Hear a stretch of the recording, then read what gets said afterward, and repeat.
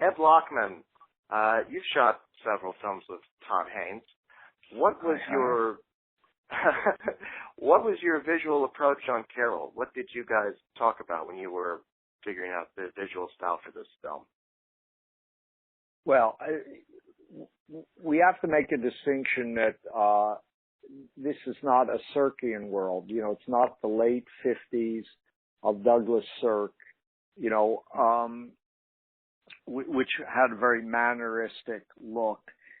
You know, it was the Eisenhower period of, how could I say, a mannered, you know, stylization world. We approach kind of a naturalistic look. It wasn't what I wanted to say. It wasn't the high gloss of the 50s. And you know, Sirk was using, you know, beauty as a form of repression. So and it was like a studio lighting. The colors had a certain artificiality. The movement had a independence to the characters to create psychological states. It was as I say, it was an expressionistic look of the world. It was a world of artifice, and this was totally different. This was this was closer to Mildred Pierce, where we were looking, where we eschewed in Mildred Pierce, you know, the film noir of Mildred Pierce. It was originally photographed in as like a, you know, a thriller. We approached Carol in a similar fashion as Mildred Pierce, where we were looking at the world through eyes of naturalism. So we looked at photographers at the time, how they saw the world through a photojournalistic approach. So we looked at, we found these mid-century photographers like Ruth Orkin, Esther Bubbly, Helen Levitt, to Vivian Maier, which worked really interestingly because Therese is a budding photographer, and we see the evolution of her experience with the camera. It becomes her emotional state as she becomes more in focus with who she is herself, and that she's able to photograph things outside of herself. Like, you know, like we use Vivian Maier as an example in the sense that early on, Therese is looking at things, you know, as abstractions, and she sees herself in shadows and reflections, and only later, as she's able to embrace this her affection and love towards Carol, is she able to photograph things outside of herself, like Carol. So it was really between the wars and Eisenhower that it was an uncertain, unstable time in America's imagination. That you know, there was the Cold War, the paranoia about the Soviet Union taking over Eastern Bloc countries. And in this great insecurity of America, we created McCarthyism or allowed McCarthy to create McCarthyism. And so we wanted to look at the color photography as kind of a soft soiled in its indeterminate color temperatures of like early Ektachrome film. So we really looked at like the still photography of the time, because those photographers were photojournalists, but they also ventured into like art photography through color. And so, you know, because it was mutable and uncertain in their emotional states, these two, you know, Carol and Therese, we thought it was interesting that as they're like, these women are like trying to proclaim and define themselves, that we could use early color photography in a form of naturalism to demonstrate that. Mm-hmm. Now you shot this on 16 millimeter, if I'm not mistaken. Yeah.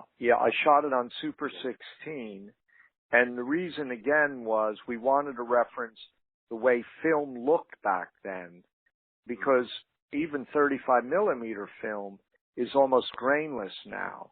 And we wanted to get away from the modernization of digital photography because we felt the grain had a more, better to say, like anthropomorphic, more of a human quality because it's actually moving in each frame. It's not a constant thing. And so we thought, well, that could give a certain kind of tension to the images. So that was why we went for grain rather than, digitally. And also I feel color negative has a different color rendition in colors where they mix, where colors can have a crossover, where in digital I find that like you have cool light coming in from a window and warm light inside. It's like cool light then warm light. It doesn't mix the same way through the grain structure that the way it does in film. And so we just felt that was another way that would situate the story in a period by using the grain of the film. Mm-hmm. Because if you put grain in a digital format, it's consistent. Each frame is pixel fixated. And though they're making attempts to be closer to what film is, I still don't feel it comes close to what film can do because it's changing from frame to frame, the grain structure. Mm-hmm. Right, absolutely.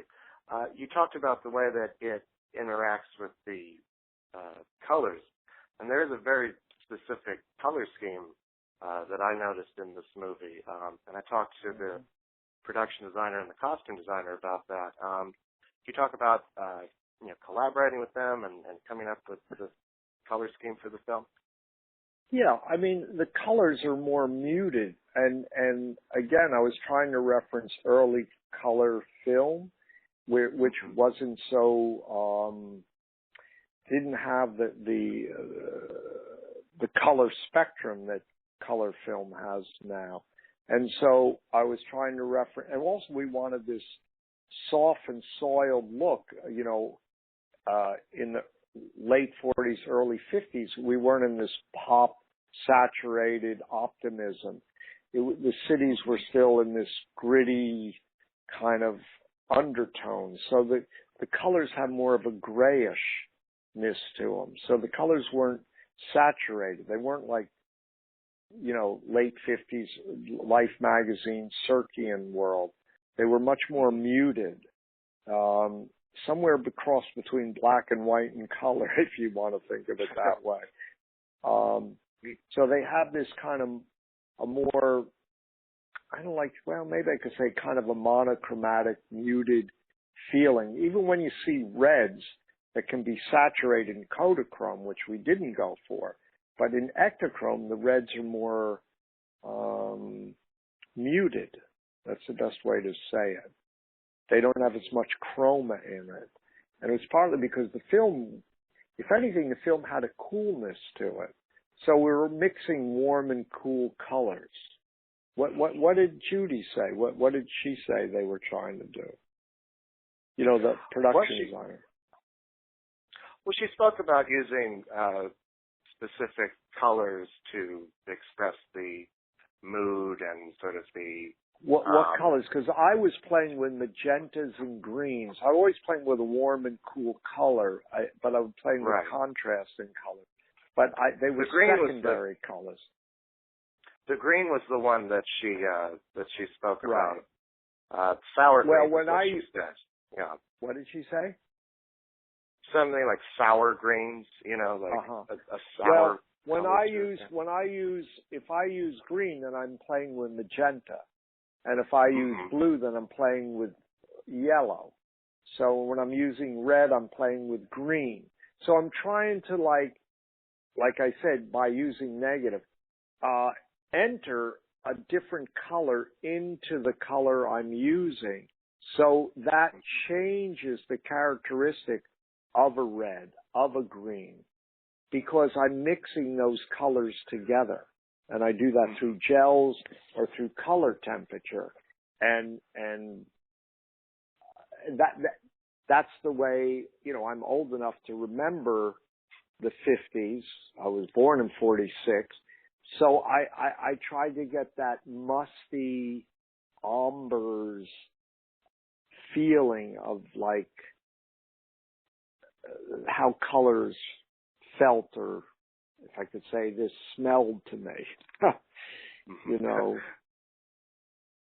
Right. Well, yeah, I mean, it definitely creates a distinct color palette. It's a palette. different look, right? Have you ever? I don't think I've seen a film in that look, really. No, I haven't. And I mean, it really does, you know, it contrasts with the look that you guys got with Far From Heaven in a similar Far time From period. Heaven is Circean, manneristic, world of artifice, you know, theatrical, and that's what Brechtian ideas that Cirque was using against the so-called weepies or soap operas. And this is a much different world. In fact, Todd doesn't even really like to call this a melodrama. He likes to call it a period love story. So, you know, that's why we reference these photographers mid-century that were street photographers, because we really wanted to look at these worlds as if, you know, we were documenting a world that these women were living in. You know, we weren't trying to document the cinematic world that these women were living in. We were trying to document the real world they were living in. And that I think informed the photography of it. And the grain structure and the camera moving in subjective viewpoints, you know, each one trying to decipher the other one, you know, is the other person, you know, responds to my love, you know, the object of desire. Am I, you know, trying to, I wrote it down sometime, you know, Teresa's inability to comprehend what love means for her. She's uncorrelated, unorganized sense of desire is, you know, we're trying to discover what her object of desire is, what it meant to her, you know. Right, yeah. I mean, so much of the film is told in like those little looks and touches and things where like gestures. Both, exactly, yeah, where they're both trying to figure out how the other one feels, you know. Yeah, that's what I was trying to say. Right. Yeah. Well, and I mean, a lot of that also has to do with the time that the movie takes place in, and you know, right. at a time when their feelings for each other were very much taboo. So, how does she feel about me? Does she love me? Does she return my feelings? You know, looking for those little symptoms of the amorous person. What's interesting about Patricia Highsmith that Todd has talked about is that Patricia Highsmith has always used a subtext of homosexuality, desire to express the criminal act. So in this situation, the criminal act is their love for each other. Even though this is their only book not written as a crime novel, you know, they're being defined by the outside. You know, when Harge, or Carol's husband, puts a detective, you know, to spy on them. And then later in the film, you know, they have to codify their love for each other, but it's defined by how people outside of them see themselves. It allows them to accept what their love is for each other. Mm-hmm. I mean, I think right. why it works, the film, if anything, it's a love story, you know, be it two women, two men, or heterosexual. You know, we can all relate to that tension that one has in our emotional state of mind about falling in love. Mm-hmm. No, exactly, yeah. And I mean, it defies period as well, too. And I mean, we're at a time now where LGBT issues have sort of been at the forefront in American society, and right. you know, even though we have the Supreme Court decision that gay marriage is legal, it's still taboo for a lot of people. Of course. What do you think a movie like Carol can do to maybe help change or? Well, I think the very basic thing, if people see them as human beings and not something outside of themselves, if they can relate to the emotions of the story, and that's what Todd did from his first film, you know, the superstar Karen Carpenter story, or even, you know, let's say Far From Heaven. If people can go beyond the metaphor, or the literal part of the story and deal with what the emotions are of the story, I think everybody can relate to those emotions. And that's what people, that we can allow we can enter people's emotional state to understand those feelings. And, oh, two women can have those feelings, or two men can have those feelings. But the basic thing is that we're allowed to understand how we're isolated in our desire many times, and what romantic imagination is. I think we can all relate to our overproductive mental states of emotional turmoil. Right, yeah. You know? So I think that's the strength of the film. Right.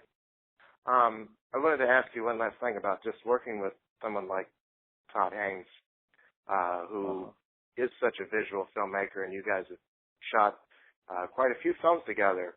What is that collaboration like?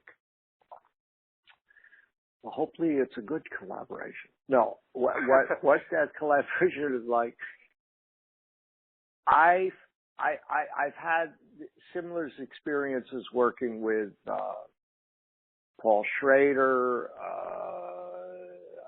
I've worked with Godard. I've worked with, you know, highly visual Ulrich Seidel. But the wonderful thing about working with Todd is it's like going back to, is always being a student in a way, because he's always bringing in sources to develop ideas, and they aren't the usual sources. You know, they're not, you're never looking at a movie to recreate the stylization of that movie. I think great artists always understand, go further in the sources. If they understand, you know, what were the sources that created an understanding of even a different period, that the images have a validity, the images have a strength. So Todd has this incredible ability to understand, you know, he studied semiology. He really understands visual language through the symbiotics of ideas, the signs and meanings of what things represent.